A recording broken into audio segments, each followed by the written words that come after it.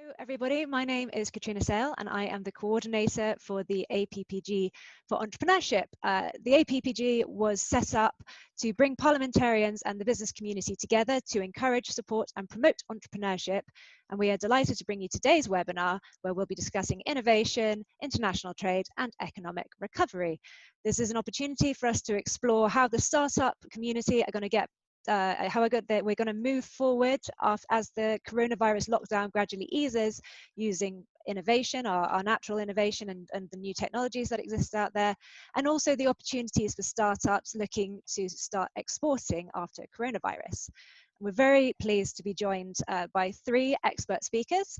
We've got two new MPs on this webinar. Our first speaker is Catherine Fletcher, who is the MP for South Ribble.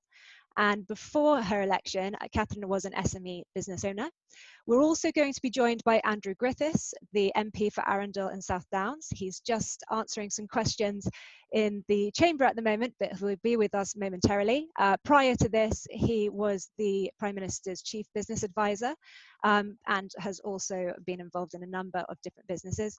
And finally, we're also joined by Chris Hulatt, who is the co-founder of Octopus, a group of innovative entrepreneurial businesses investing in the people, ideas and industries that will help to change the world.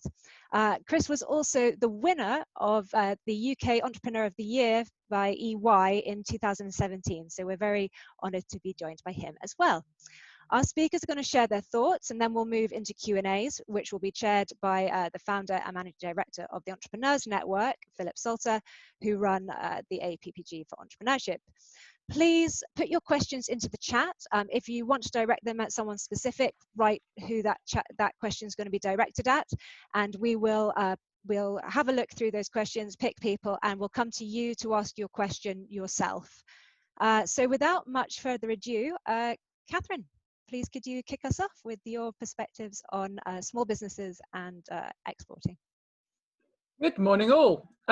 It's a remarkable thing to have become elected in December and then to come and find myself in a community of like-minded individuals. So I just want to say this is one of my favourite events already and we haven't even started.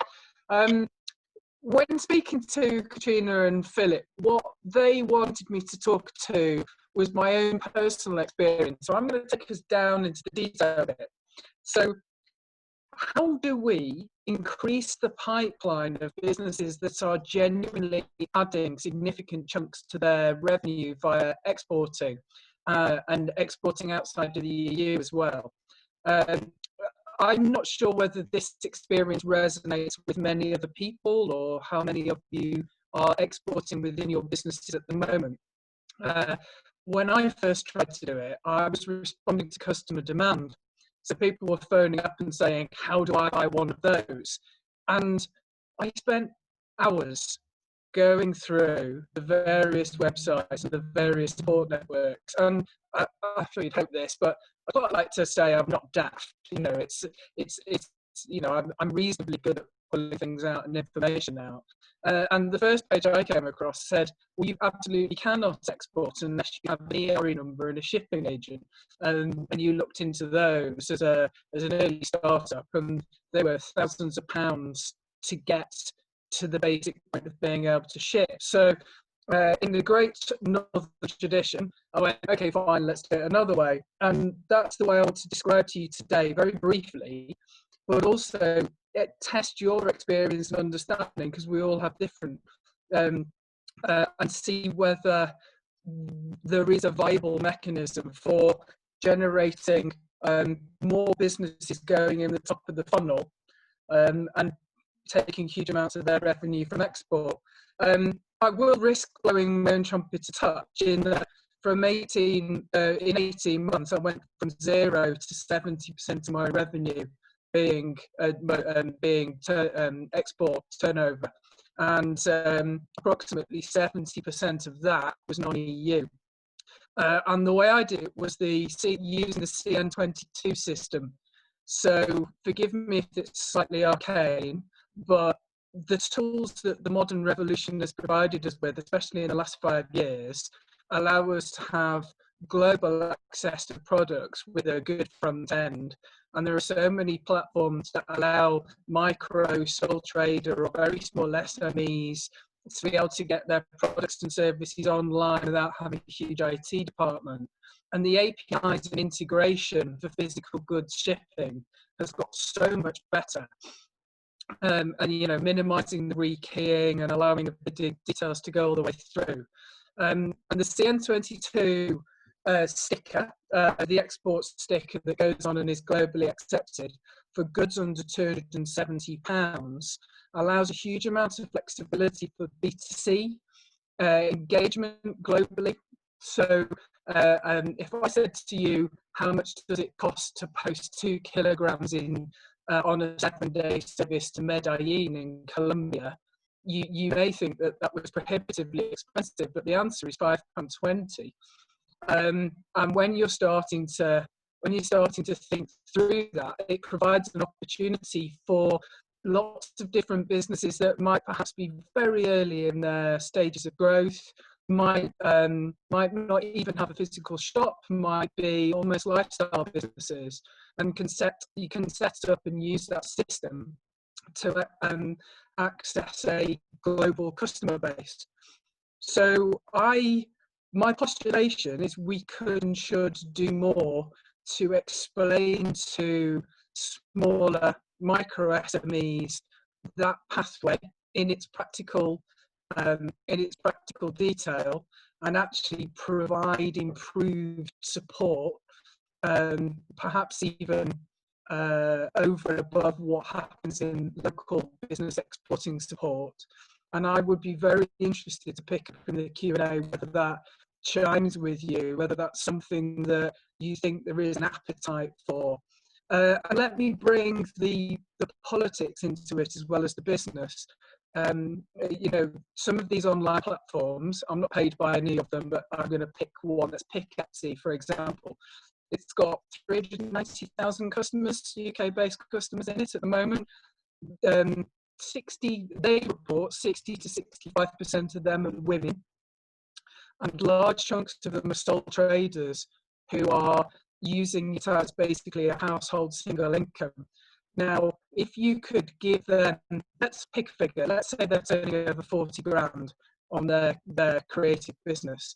If you could give them simple access to an export market and stick 10 or 20 grand on that turnover, it's not huge, but it makes an enormous difference to the individual involved. And if that's a mum, a kitchen table business, which is a phrase that jars with me slightly, but often describes them, based out in the regions, perhaps has never been to see a local exporting support, wouldn't even know where to start. I think there's an opportunity there for the business community to widen. And if I conclude, a couple of centuries ago, Napoleon described us in rather sardonic tones as a nation of shopkeepers. Well, to my mind, what the internet and the improved integration of the online tools allows us to do is to be a global nation of shopkeepers. And I would be very interested in your perspectives on that when we move forward. So thank you. Look forward to the Q&A.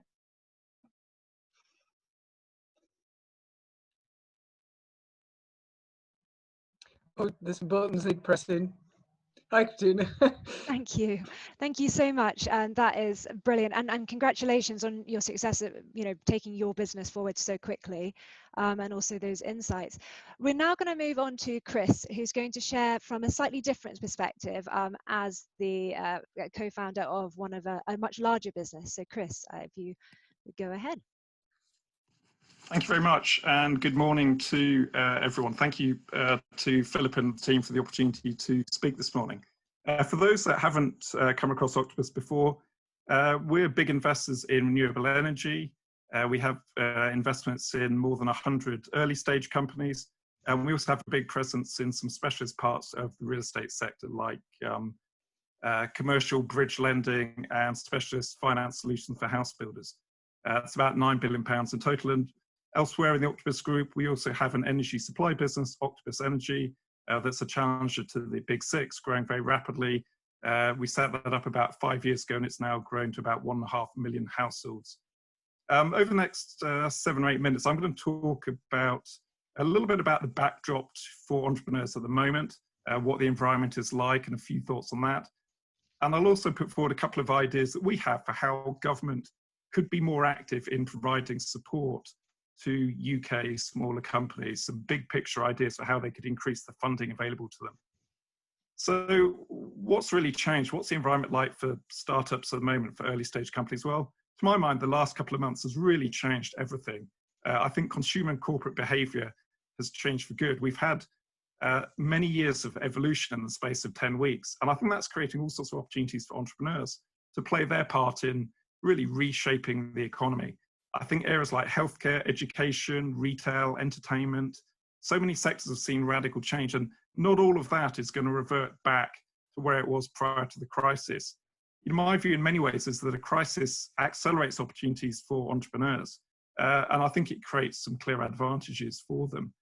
Entrepreneurs can move quickly, they can come up with solutions, they can spot opportunities, they can evolve their business models. That nimbleness, I think, is going to be so powerful. Entrepreneurs are always comfortable with flexibility. They're used to change. Many have always been building their businesses in a virtual way. Often, so many early stage businesses are started in people's houses. So this current situation isn't really a shock to them. And I'd contrast that with many large existing businesses. They're suffering with all sorts of legacy problems. They've been spending the past few months trying to resize their cost base, reducing their headcount. They've often got property that they're stuck with long leases for, which they don't really need anymore. They've got all those kind of changes to deal with. In our sector, in financial services, we've heard about many of the large companies, particularly the insurance companies, where their call centers have been shut down. They've got no way of communicating with their customers anymore. They've historically been very reliant on making payments via check, which they can't do anymore. You know, they've really struggled to adjust to this new way of working, whereas it is the early stage companies that I think have adapted so much more quickly. And that is where the innovation is going to come from that powers the recovery. Many of the digital businesses that we work with are actually finding their trading is pretty good at the moment.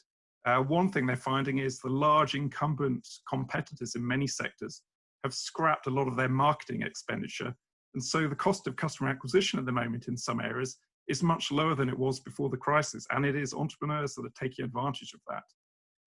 And I think it's also shown that location of business is far less important than it ever used to be. And that's really going to help with leveling up. Early stage companies, I think in many cases, are going to remain working in a fairly virtual way once the crisis ends. There's no need to rush to take back expensive office space. And from an investment standpoint, the VC industry is going to get used to working in this way. As an industry, we will start making investments again. We will figure out how to do due diligence virtually. We will get over the fact that in the past, our investment processes were always very much in person. And I think investment will start flowing once again. So what should the government be doing differently? Well, clearly from the standpoint of the government, it's not just a medical emergency, but we're also now grappling with an economic one. And my sense is the recovery is going to be slow. It's not going to be quick or easy. And we're going to need a very pro-business approach from the government to tackle these issues. Job creation is going to be so important. If you think back 6 months, we had 40-year low unemployment in the UK. No one really talked about job creation as being a key area, whereas it absolutely is now. And I think it's entrepreneurs that have the ability to make a difference to that. Feels like there's not going to be much appetite for austerity. I think we need to go for growth, and we need government to rally behind entrepreneurs with policies that support them. We've published research every year for a few years now talking about high growth small businesses. And these are businesses with revenue between £1 and £20 million, growing at 20% per annum. And we've shown that they are a really big source of job creation. And at a time when most large companies are going to be focused on cutting costs, it is these high growth small businesses which we should look to for economic growth. Whether it's investing in digital infrastructure and digital skills, rebuilding the economy in a green way, tackling leveling up, there's a role for entrepreneurs to play in that. And I have two areas where I think government could make a difference to this. Access to capital and access to skills are really important. If we want to kickstart innovation, we have to get both of those right. And I'll touch briefly on capital. The government's clearly put some really important support mechanisms in place, the furlough schemes, C-bills, VAT deferral, they've had roles to play. They kept many existing businesses alive. But most entrepreneurs running early stage companies say what they're really going to need is equity. Now, the government brought the Future Fund into existence a couple of weeks ago. But that 250 million, it's really a drop in the ocean. And I think it's not the full solution. So two things I think government could be doing. One, it feels to me like now is the time to borrow for the long term. When gilts are yielding about 0.6%, it's a great time to be issuing more 30-year gilts and taking advantage of that very cheap money, be putting in place the right financing structures. What I would do is propose to the government that they take £5 billion and set it aside for equity investment into small, early-stage unquoted companies. Some would say the best way to do that is through creating a new 3I. Actually, I would propose that's not quite the right way to go. I would ask the British Business Bank to oversee the allocation of that £5 billion and to get it invested by using the existing investment capabilities that we already have in the UK. There are dozens of businesses like Octopus that have teams in place that are regularly making investments into early-stage companies. That is the route to deploy this money quickly at pace into businesses that really need it. And I think if done right, that could make a very rapid difference in the coming months at a time when this part of the economy really needs more capital and where I think it has such a big role to play in job creation. The other thing I would do is look at where there are deep pools of capital that could be tapped into. And one of those I think has a role to play is the ISA market. Some of you may remember that back in 2013, the government started to allow ISAs to invest into AIM-listed businesses. I think that's had a really big impact on that market. Something like £10 billion of capital now deployed into AIM businesses through ISAs from thousands of investors. And I'd advocate letting unquoted companies benefit in the same kind of way. And I think this can be done in a safe and responsible way. You can put in place appropriate investor protection through things like requiring all investors to have taken advice from a financial advisor before the ISA manager can deploy their money. But if even only 3% of all money held in stocks and shares ISAs was to flow into unquoted companies, that would be £10 billion. And that will make an enormous difference to the funding landscape for early stage companies in the UK. And I'll touch briefly on international aspects. To me, many entrepreneurs now are very internationally focused, I think much more so than a decade ago. We've seen that ourselves in the businesses that our ventures team backs. About 2/3 of them have entered the US market. I think entrepreneurs want to build international companies. They want to trade, they want to export, they want to achieve scale, and they're ambitious. And I think modern business models are very amenable to that. Digitalization has leveled the playing field. You don't have to be in Silicon Valley now to build a business that can make its mark. Talent is international. And the key really is making sure the UK is open for that talent. One of the themes I think is important, topical at the moment, is the issue of quarantine and our ability to travel to other countries. Britain needs to find a way to be open for business. I recognise for the public as a whole and probably for the media, that debate is all about being able to go on your summer holiday. But actually the real impact I feel is on the business sector. You know, if my parents go to Spain for holiday and have to be in quarantine at home for 2 weeks when they come back, probably no big deal. But for the business community, this is a key issue. To me, it's something that I typically spend perhaps half my time on the road. You know, for the last 3 months, I've been stuck in this little room here. And that does have implications. We have clients in places like South Korea and Japan. Catching up with them on Zoom is okay. It's better than nothing. You can make connections that way. You can do business. But I think creating the ability to travel as soon as possible, getting those air bridges up and running, if that is going to be feasible, I think will make a real difference. I think it's likely that we probably won't travel as much as we've done in the past. I would encourage people to not think of the current travel hiatus as a sort of reason to not try and develop overseas links or get deals done. Our energy supply business completed Origin Energy in Australia a couple of weeks ago. The last 2 months of the negotiation of that deal were done entirely through Zoom. All the documents were signed via DocuSign. The 9 hours of time difference made it harder, but we got it done. And I think that, in a way, surprised everyone. We'd assumed that that was the sort of thing that would be difficult to do, but actually, if people put their minds to it, you know, the virtual world isn't a barrier to complex transactions happening. So my overall advice and suggestion to anyone would always be You know, be brave, be bold, ambitious, back yourself, be alert to opportunities, and then commit fully to it. And we would always encourage every entrepreneur to think in that kind of way. When we set up Octopus, so many people told us that'll never work, don't bother doing it, stay in your existing job. My perspective is totally different. Give it a go, try and do things, and I think people are always surprised at what can be achieved. And when people try and talk you out of anything, I just ignore them. Now is the time for entrepreneurs to really show what they can achieve. And I think the environment is one where entrepreneurs can actually thrive if they come up with the right business models and tackle it in the right kind of way. Thank you. Excellent stuff, Chris. Very inspiring as well. Just what we need at this time. And thank you, Catherine, too. So Andrew Griffiths is just delayed still a bit longer. So I think what we'll do is we'll go to questions, and then we're expecting him in about 10 minutes. Then he'll give his speech, and then we'll open up again for questions. So the first one is from Dan. Katrina, can you kind of set up that call so he can? Yeah, perfect. I didn't know I was going to go live. I just wanted to say I lived here 3.5 years, and before here I lived in Ireland. I'm originally from the States, and Ireland dealt with a zombie decade almost, or 6-7 years after the collapse of Anglo in the banking sector there. And there's a lot of talk about Brexit and now COVID, but the regional partnerships going back decades and centuries, you know, going from the Nordics to France to Germany, need to be in place after Brexit. And I think there's too much focus on the short term. So just the question of how do we keep those linkages going for both import and export after this year? Great question. So I think ask both. So Catherine, do you want to go first and then over to Chris?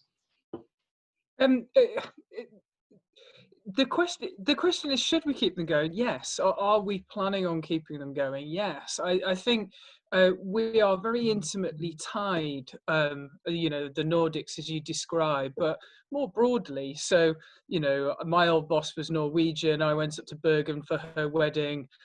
You know, she ended up as a customer of my business. I have an enormous heart that whatever the political solution, we would carry on regardless, and have proved that over many centuries. I've attended a few of the briefings with Liz Truss, the Secretary of State, who's obviously starting the American trade deal at the moment, and they're very holistic in the way they're approaching that. You know, they see that as Britain open for business around the world, and are careful to make sure that any of the things that we're starting to negotiate with our cousins in the US of A doesn't put any barriers in place to making sure that we can still trade openly with our neighbours and, you know, historic friends, you know, over the last couple of millennia, be they within the EU, within the EEA, or you know, operating as independent entities. So I'm bullish about our ability to do all of it. I know that's what the aim is, and if that's what you're shooting for, I'm going to remain fairly confident that we'll get there. Great, Chris, over to you. Yeah, I mean, I totally agree. We need to create and maintain those kind of links. But I also think for businesses, they see governments come and go. You see rules change, tax laws are always in flux. And I think at times the business community, it's easy to fall into using those sort of things as excuses rather than just getting on with the things that are within our powers of control. The US is clearly a really important market. For most of the early stage businesses that we've got relationships with, they see the US as the key place they want to tackle because it's sort of 300 odd million people in one market, you know, kind of one language. They see that as an easier thing than trying to break the European market, where you have actually quite a lot of very different markets with a lot of nuances around them. I think also the UK remains really well placed. It is Europe, it's the US, but tackling Asia, tackling other countries is going to be really important. You know, when I spend time in places like Seoul and Tokyo, they really want to do more business here. The embassies on the ground there are really focused on trying to create good links. I've spoken at a few events that the IT have organised, and I'd encourage people to use the infrastructure that the government has in place. I've my instincts when someone told me 4 or 5 years ago, why don't you try and go on some events set up by DIT? Why don't you use people in the embassy?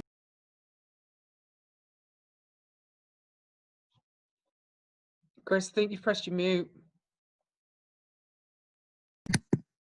Right. And using DIT has turned out to be really powerful. And we've had some great introductions come through DIT people in various embassies. Excellent, that's great. I think so. Andrew Griffith has just arrived, so I think we'll go over to him for his introductory remarks, and then we'll open up the questions again. So, Katrina, can you set that up? Can you hear me? Can you hear me? Yes, great. We can hear you. You had your introduction earlier, so I guess if you just jump into it, and then we'll open up to Q&A. Yeah, well, look, perfect. And thank you. Apologies for lateness. I absolutely abhor lateness. I'm sorry. The House of Commons runs on a slightly more fluid deadline than I do. If you can hear the division bell, it'll stop ringing in a moment. Look, secondly, this APPG, this network, this group of people has never been more important. We are going to be wrestling with, as an economy, whether we like it or not now, the challenges of growth, of providing prosperity, of providing employment to younger generations, at least for the term of this Parliament, potentially longer, because this pandemic has genuinely transformed whole industries. Probably a lot of you are, I sincerely hope, beneficiaries of this. Some of you, it'll be a chance to have pivoted your business model. Some of that may still happen over the next months and years.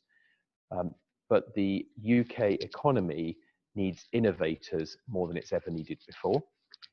We've already seen more change in some sectors happen in 6 to 8 weeks than I think you'd normally expect to happen over a couple of years. Most of the CEOs I talk to are talking about that rate of change being 5 or 6-fold compared with normal, which is a huge opportunity. I mean, if I picked out the rise of digital, obviously a lot of people talk about the rise of remote or virtual working, but also something like cashless. We've made very slow progress as an economy towards displacing cash entirely. All of a sudden, along comes a pandemic. Some of the hardest groups to actually achieve behavioral change in have suddenly decided to spurn cash because it's perceived to have a risk, and are embracing using smart cards all the time. And that offers a real opportunity for new businesses. It offers an opportunity for businesses that have never had any data before. Their customers have been a mystery to them, to suddenly have rich data sets that they can seize the opportunity with and use for the first time. And because they don't always have that expertise themselves, that itself is a business opportunity for others to work with them. And that's just one example. But I think most people on this call will understand the liberating power of data, the fact that it's a exponential function that once you can drop data into a business process, that it turns that on steroids. We've seen quite a lot of that with government as well. I don't wish upon too many people the pleasures and pains of dealing with government, but government itself has also learnt some new ways of behaviour. You know, it's been much more sleeved rolled up. It's been much more willing to intervene, and when it's intervened, it's been much more willing to do so directly and decisively. One of the design principles a lot of the business support, and I hope some people have benefited from it, and I understand there will have been many rough edges, but one of the design principles that was adopted was to move fast and accept that there's a minimum viable product, and then there can be enhancements later on. And we're still in the final wave of some of those enhancements as more guidance has come out and as schemes have evolved and as the categories that qualify for some of those schemes have evolved over time. So government itself is working in quite different ways, and we've got to hold on to that. What we can't do, I mean, I'm a big exponent of disruptive change. What we can't do is have the benefits in terms of new ways of working. We've had a lot of the pain and a lot of the cost, and then not hold on to those benefits. And the final point I'll make is there is an enormous opportunity because the government and the country is effectively going through a reset. It's going to reset as it comes out of this pandemic, as all countries will. But almost alone, we have the opportunity to reset our trading relationships with the world. The EU is one very important partner, and it's geographically adjacent, and it's an attractive and affluent market. But it's not the highest growth market. And there are a lot of other markets in the world that we can now unlock in a way that we weren't able to before. New visa schemes will allow us to be more frictionless to talent than we were before in both directions. And so I think any business sitting with a strategy now for the next 2 or 3 years should absolutely have the question in their mind, what is my international strategy? What is my strategy for exploiting other markets? There's a perfectly legitimate answer to that question, which is, that there isn't an opportunity there. But I think it's a conscious thought process that people should go through and say, is what I'm doing something that even at this early stage could resonate as well overseas? And then potentially that is a role that I and my colleagues can help open doors with as well. So fantastic to be part of this group. You've now got me. I'm sorry I'm late, but you've got me. I'll join in whatever questions with my colleagues that you would like. That was great, and also as Tim Barnes said on the chat, it's very refreshing to kind of get a live link into the House of Commons. Hopefully, it's a kind of thing of the future. There's been no plotting, nor drinking for that matter, since Catherine and I got here. I hasten to add. We're hoping to change this. So the next question we have is from Invest UK, and it's around kind of inward investment. So let's go over to them. Okay, hi. Yeah, my name is Rupert Gaither. I'm the chairman of Invest UK, and we come at this from an international perspective. We've managed about 250 innovators coming in, investing from overseas in the UK, either founding their own businesses or co-founding with a local founder. And we're right in the eye of the storm at the moment of the Hong Kong issue, which you would have seen about. And one of the things that we are working with parts of government on at the moment, and I just would really love your feedback, is about how to attract specifically Hong Kong innovators, entrepreneurs and capital in what is really quite a competitive market. Because at handover, we scooped a lot of the, they're very worthy and lovely civil servants, etc. And Canada particularly scooped all the entrepreneurs and innovators. And I've got a sneaking feeling that the history is going to repeat itself, and Britain could end up giving homes to, quite justifiably, to a lot of people who, however worthy, are not necessarily investors and innovators. Meanwhile, our competitor countries will come up with imaginative schemes to make sure that they cream off the innovators and the entrepreneurs and the people with capital and ideas. So I think the government is, my experience is the government is very open at the moment to ideas about how to do this, because clearly it's a big political problem and a big economic problem. And therefore, I'd love the panelists' ideas that I can then borrow to what to suggest to government about how to do this. Great question. And just a note that if we could keep the questions quite pithy, we can we'll be able to get through more of them. But no, it was a really good question. So Andrew, do you want to answer that either specific around Hong Kong or more broadly about how we can attract, I guess, the kind of the best and brightest from around the world? Look, I think the first thing we can do is constantly say that we want people. I think we're sometimes a little bit too English or too British about it. And I think it's okay from the top down, from the Prime Minister down, to, as we have in fairness over the last few days on this issue, to be abundantly clear with no ambiguity, no ifs and buts, that we welcome talent to this country. And I think in fairness, we've done that with some of the visa schemes. The messaging around that has been quite good. but you can never say it too often enough. If someone's relocating their business, their home, their children, then they're looking for a high level of assurance. The second thing is, again, I think we're a little bit abashed sometimes about some of our qualities. We're not as good at marketing ourselves as we could be. In the case of Hong Kong, we have co-wired education systems. In Hong Kong, they sit the same exams that we sit. That their rule of law is derived from the English rule of law. And I don't think we should be, at this particular moment in time, we shouldn't be too abashed about saying some of these things.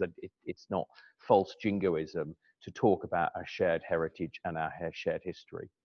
And then the final point, and you bring Catherine in, but the final point I think is, if you look at the Canadian, where Canada is now, I mean, it seems to me they've got all of the disadvantages, and this is not really, I mean, this is more for us. It's not what, we shouldn't be out there talking other countries down.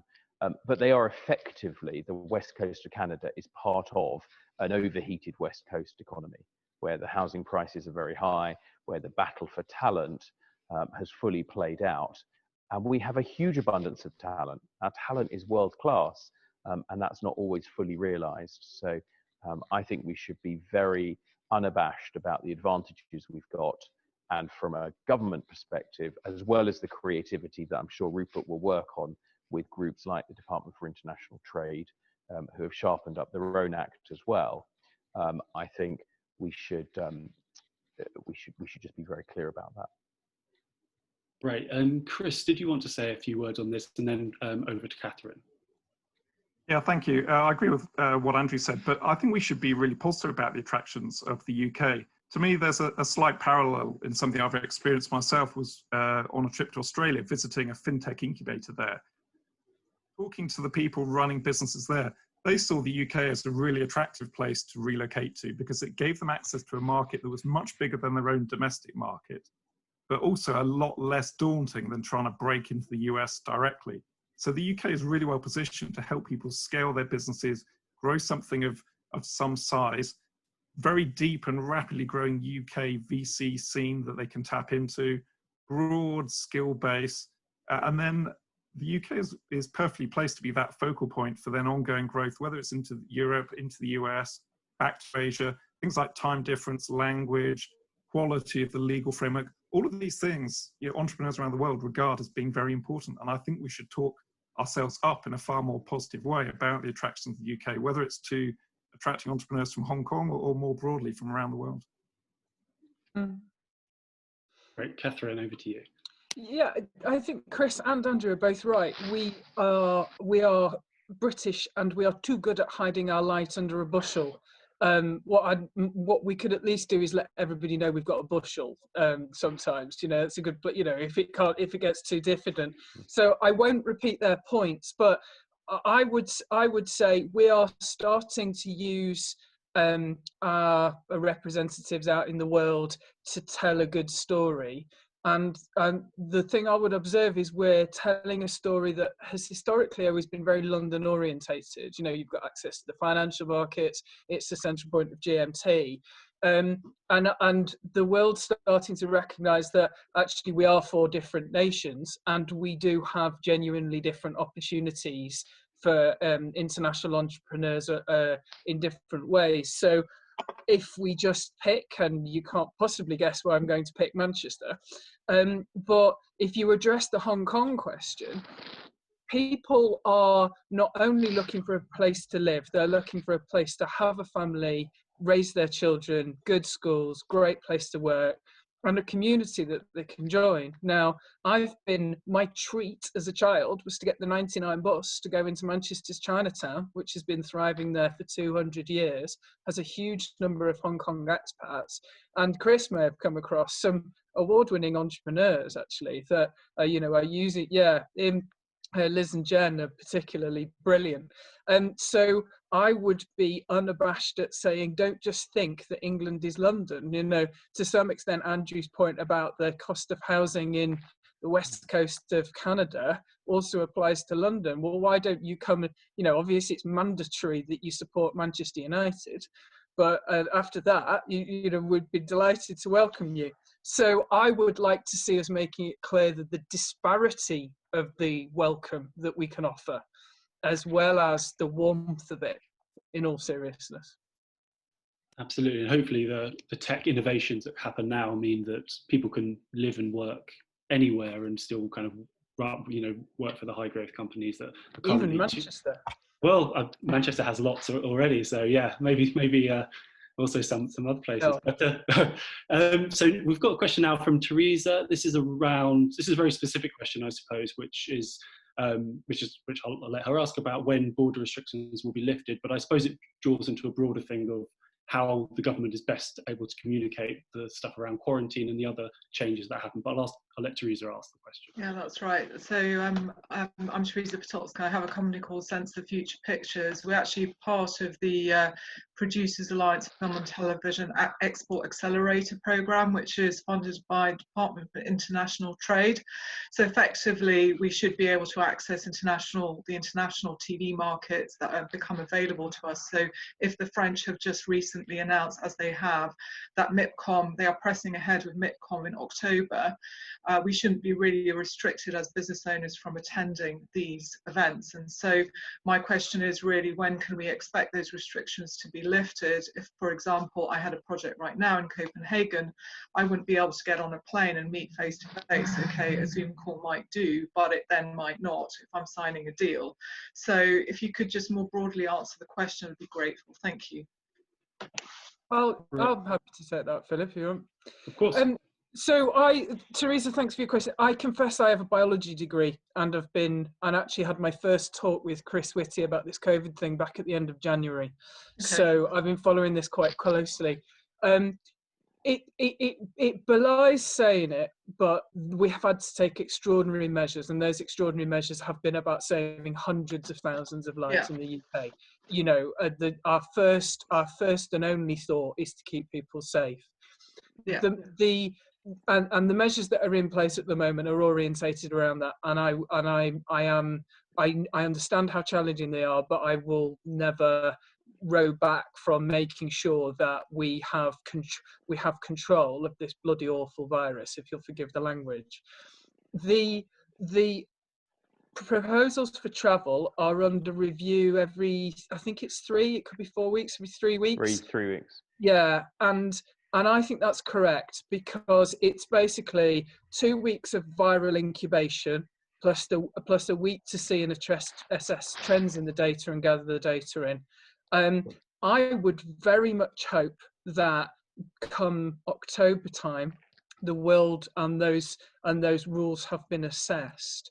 But I couldn't and wouldn't want to give you guarantees, because the population, you know, the early studies, the ONS is running a particular study at the moment with 25,000 people to try and understand what level of people in the population have had it. You know, you may have heard the words antibody tests, serology tests.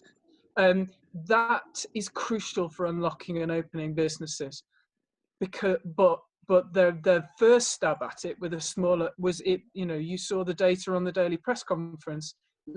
Easily less than 20% of even London it shows that it's had COVID, and you know, and we've had to take these extraordinary measures to protect people. So we will always prioritise saving lives. And I'm sorry I can't give you a definitive answer, but we are not doing what we're doing for anything other than that reason. And I am as keen as you to get back and get our economy going again. Thank you, I appreciate that. Great, that was a very, very thorough answer, and yeah, and yeah, it makes a lot of sense. We're going over now to Timothy Barnes to ask a question about co-working spaces. Oh, hello everybody. Thank you very much, and Philip, well done. There's a lot of very good people on this call today. I wanted to just make 2 observations, and they're both about locations and space.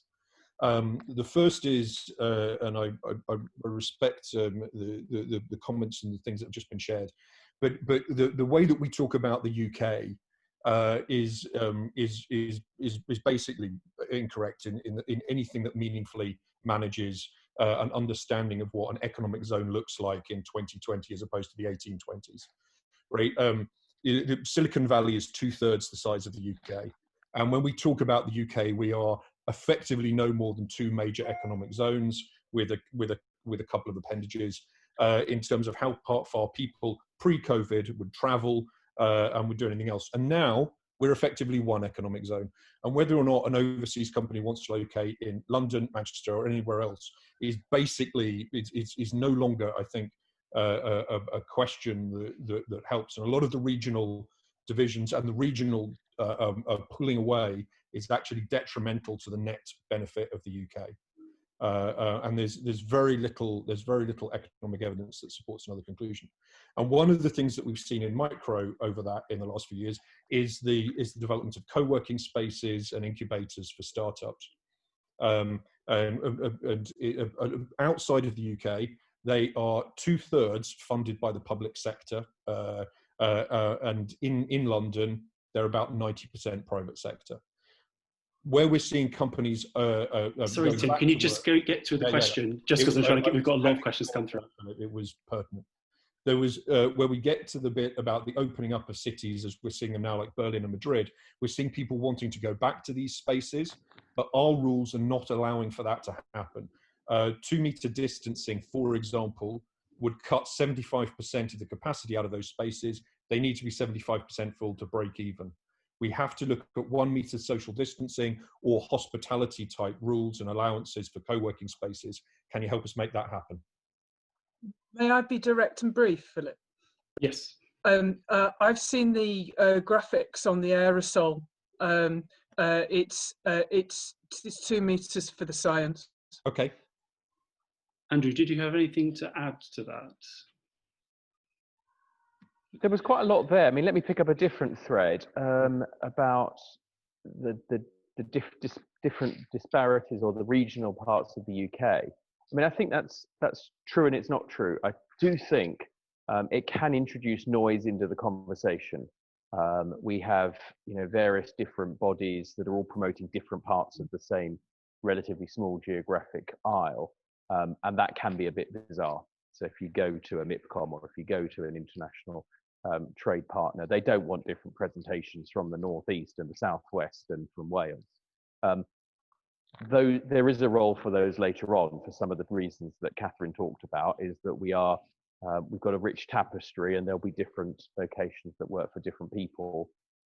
And that's an asset. It's an asset that you can work in lots of different areas depending on things like the type of labor mix that you've been looking for. If you're looking for high-end additive manufacturing, the Midlands is a better place to locate than the Southwest or London. Get myself into trouble, but you know what I mean. I mean, there is strength in that difference as well. But we should be careful as an economy, at an economy scale, that it doesn't introduce unnecessary noise. Right.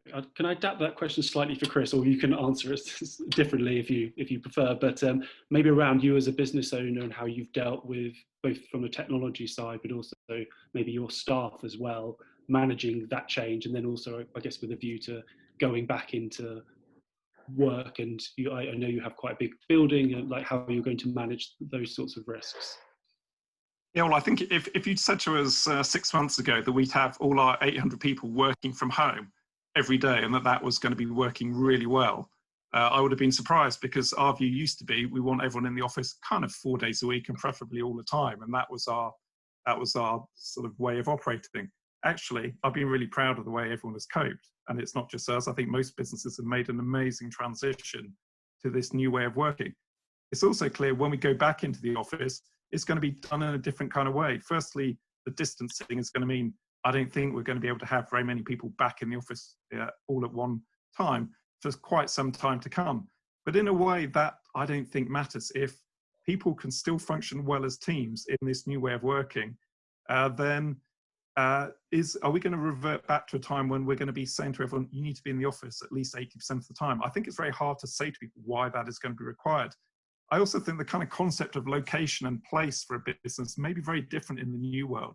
I sit on the board of a business, an early stage payment processing company that was set up in Stevenage. 2 years ago, we moved that business from Stevenage into the centre of London because we were struggling to get the right quality people and enough of them in Stevenage. So it went into a WeWork in London. We've now come out of WeWork, they're all at home, and we've taken the decision we're not going to take any more office space, at least for the rest of this year. And when we do, I think that business will be far more virtual forever, with people rarely all being in the office at the same time. So it means you can tap into people around the UK in a different kind of way. We bought a small Northern Ireland business to add on to that company. That business now, we're going to hire a lot more developers, I think, in Northern Ireland, because the idea they all needed to be based in London has just gone out the window. So how businesses operate, how they grow, that whole mentality around location, I think is going to be totally different in the future. Right. So next question is from Runal Medina, and this is around kind of how we can get more scaling businesses, more micro businesses kind of wanting to grow. Thanks. And just quickly, if I may, on Andrew's point about the British not being great at marketing themselves, I'm a huge fan of so much about this country, and I think it's much more powerful if other people speak about you. So that's a little bit about our brand, and the point somebody made about I think it was the Koreans or the Japanese wanting to do more business. So many countries want to do business with us. And that means we're doing a lot of things right, and that's it's not very often talked about. But coming on to my point, in your experience, many of you have been successful in setting up businesses and running businesses. There's so much going on right now. Could you just share one thing for someone running a micro, small business to help with rapid growth? What can we do right now to grow? Catherine, this is something that you've kind of intimated at the start. What would be your kind of top tips in that respect? So I was guilty of taking us down into the weeds a touch, but I think sometimes the weeds is where the answers lie. So I would want to see us really turbocharging our efforts to encourage people to not just consider exporting, but actually assisting them proactively and operationally to put the steps in place. I'm sure everybody here's done it. There's that day when you service your customers, it's 6 o'clock, and then you start thinking about the business, and you do that till 6, 10, 11, 12, whatever. How do we assist people when they're doing that at the end of the day and make it more integral to their overall strategy? So I think I mentioned in my opening remarks, I would be really interested in the feedback from this group to understand what practical operational things would make a difference to you when you were very early stage, or to other very early stage businesses that you observe, to help shortcut that. Is my hypothesis correct? Is it? This is how you do it, guys. Here it is on a plate. Off you go and see what your market opportunity is. I'd love to see some evidence of whether I'm correct either way. What do you think, Manal?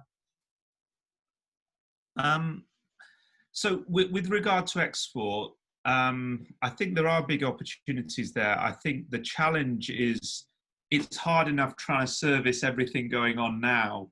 And a big challenge is getting more mid-level employees. So it's easy to almost get the juniors. They don't cost as much and things like that, but getting other people that you can work with, because otherwise you end up doing so much yourself, and you try and build that infrastructure around you, but it's very tough. And then have to go, right, I want to work with America and China and Germany, and it's a resource issue really for me. Okay. That was my point. If you'd asked me the question, I was gonna say it's people. I mean, it's always the single biggest challenge of scale up. And the good news is we're going to be, I'm afraid, sadly, but we're going to be in the most fantastic market for people. That the disruption that's happened in the economy will spring people out from companies, from defined benefit schemes, all the things that imprison people who may have great attitude, brilliant experience that will be complementary to anybody's startup. And they're going to be on the market, sadly, over the next 12 months. So that's always the thing to focus on, I think.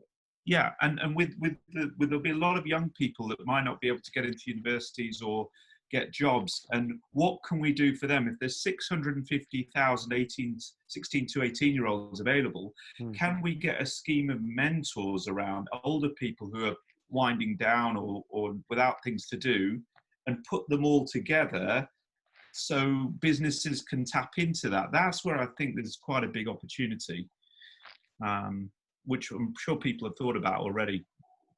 Chris, did you have anything to add to that as someone who's scaled a business? Yeah, I guess one thing, to me, you have to set the right kind of goals. And I think when we set up Octopus, we didn't necessarily have that right kind of mindset. We were very lucky that we got introduced to an American guy who'd already built a really big business, and he became our chairman pretty much in our first year. And his mantra was always, well, why aren't you trying to double the size of the business every year? Which was not how we were thinking at all at the time. And his perspective was also, if you have no idea how you're going to achieve that when you start the year, that's exactly the good thing. If you set a budget, you know exactly what you're going to do to hit your targets for the year. You're not really stretching yourself or challenging yourself. And that was a really transformational kind of mindset that he gave us that was so powerful. I agree with what everyone else has said about people. Also, I think 10, 20 years ago, most talented people did not want to work in early stage companies. People just didn't see that as the right place to be. Everyone wanted to go and work for the big banks, consultancies, law firms, and so on. Now I think the appetite has changed. I think people really do want to work in creative, early stage companies where they can feel they make a difference. And Andrew's right, there'll be a lot deeper pool of talent to be hiring from. So I actually think it's a good time to be running a business where you can be flexible and respond to market needs. And there will be people who can bring something into your business. Excellent. The next question we have is from Mike Jackson of TechNation. So over to you. Hi, everyone. So TechNation supports scaling tech businesses at the larger end of the startup to scale up to growth company spectrum. We work with about 600 companies a year. And we're seeing an increasing demand to focus internationally, and we're working closely with DIT to support those 600 companies. But I'm looking around the whole of the UK, there are probably 4,000 to 5,000 scaling tech companies, many of which we don't have the capacity to touch. And I wondered what the panel was thinking we could do more, and what the sector can do more to support those scaling tech founders in particular. Great. Andrew, did you want to answer this one first? Yes, mentor. I mean, I honestly, if you go back and look at the, I mean, we just heard it now from Octopus, but if you go back and look at often what's really helped someone on that scale-up journey, very quickly you get into a conversation about a mentor they had. I mean, it wasn't necessarily someone they called a mentor, but it was a conversation, a chairman, someone on the board, just a friend, that had sort of held their hand on that journey, either provided a bit of challenge or a bit of support. And in my view, I mean, the government will and can do its bits, and Catherine and I will be all ears and passionate. We both sit together on the Science and Technology Committee, and I know Catherine's a wonderful colleague, and we'll both be really passionate about making the case for things where particularly government can knock stuff down. I mean, I love just knocking down things, points of friction, things that get in the way. That's almost the best thing government can do. But in the real world, what everyone who's been really successful in growing and scaling up their business, which is incredibly hard because that's where you're dealing with all the late nights, not everything is suddenly going well. You've got suddenly a lot of responsibility. You may have some providers of capital on your back. That is a hard journey to be on. And I'm afraid all that I've heard is you need to just get a mentor. So everyone on this call, get one, be one, do one. Great. Chris, do you have something to add to that? Yeah, I think the case studies and the examples are really powerful to show people it can be done. This is how other businesses have done it. This is their learnings. It's definitely not easy expanding into a market like the US. You've got to pick your timing. You can't do it half-heartedly. One thing which our ventures team have done is published a document, which I think is on their website still, which sets out their views of a whole bunch of the kind of things that you need to think about. And it ranges from the sort of tedious but necessary things like visas and how to create your subsidiary, through to the more interesting aspects around how you create the right kind of sales culture, how you hire people over there, how you should think about where in a country like the US you might want to base your presence. How do you actually tackle these markets? And I think a lot of it is about showcasing the way forward and making people realize it's not easy. You're going to have to throw yourself into it, but it's perhaps not quite as daunting and impossible as people would tell you it is. Great. I'm just going to go on to the last question, just because I think it's so important. It'd be good to get the view of everyone here. So this is from Ram, and he can't kind of come online to ask the question, but it's around regional funding, specifically around Wales, but just in general, and how can we improve, kind of increase funding to, let's say, high growth businesses, but startups as well, so that the kind of the pot isn't so focused on London and the southeast. Are there any things that governments can do? So let's start with Catherine and then finish with Andrew. So and via Chris. So Catherine, over to you. Yeah, it's interesting. For a conversation about businesses, we've touched on culture and people in almost every answer, and I think there's a role for that to play in this too. So I remember reaching out to kind of the on-the-ground funding areas in the regions, and actually in North Wales, because I originally had a site in Wrexham, which obviously is not too far from Manchester, but a different jurisdiction. There was a perception that you had to have a certain size before people would talk to you.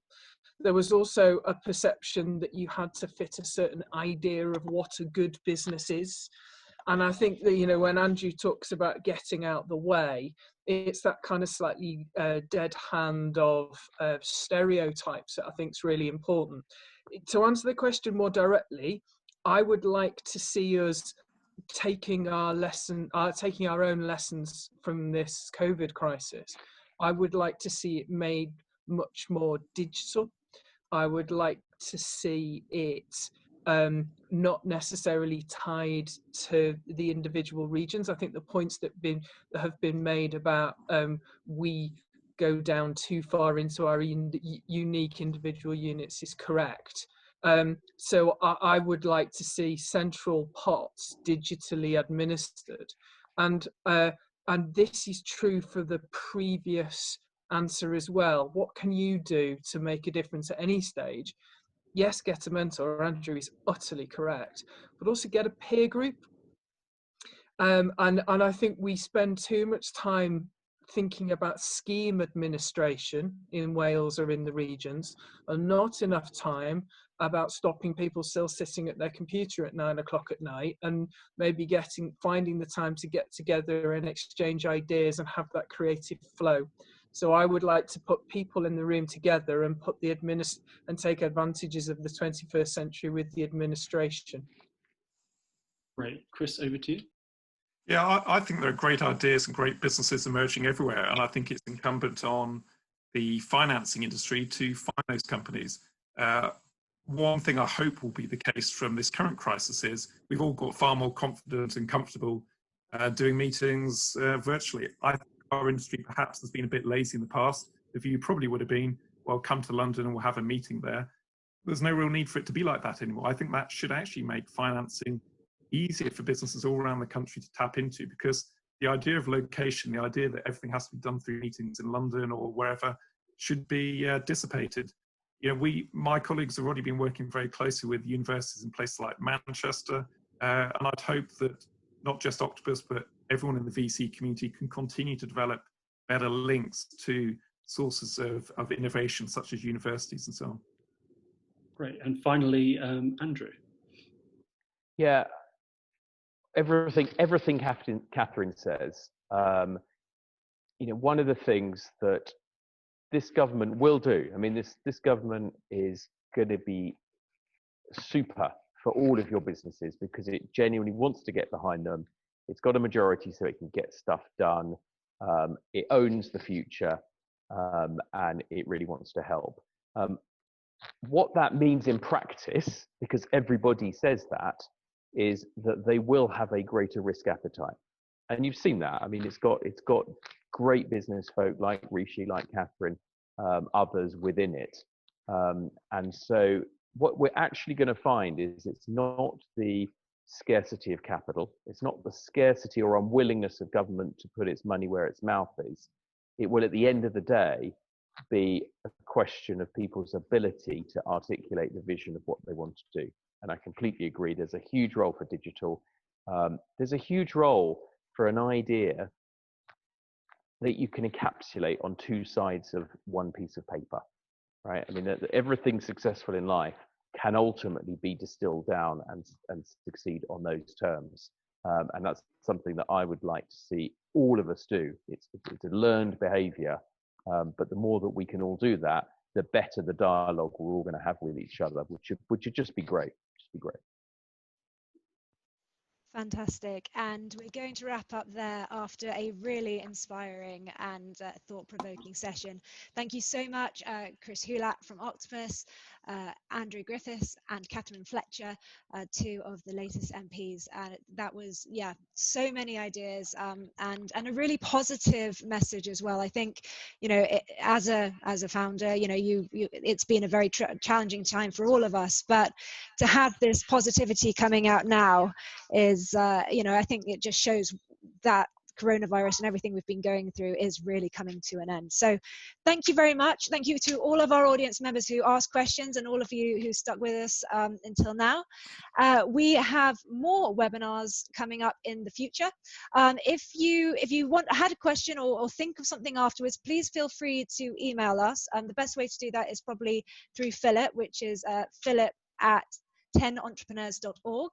Also check out the APPG website, which is appg entrepreneurship.org, and we look forward to seeing you again. Thank you very much.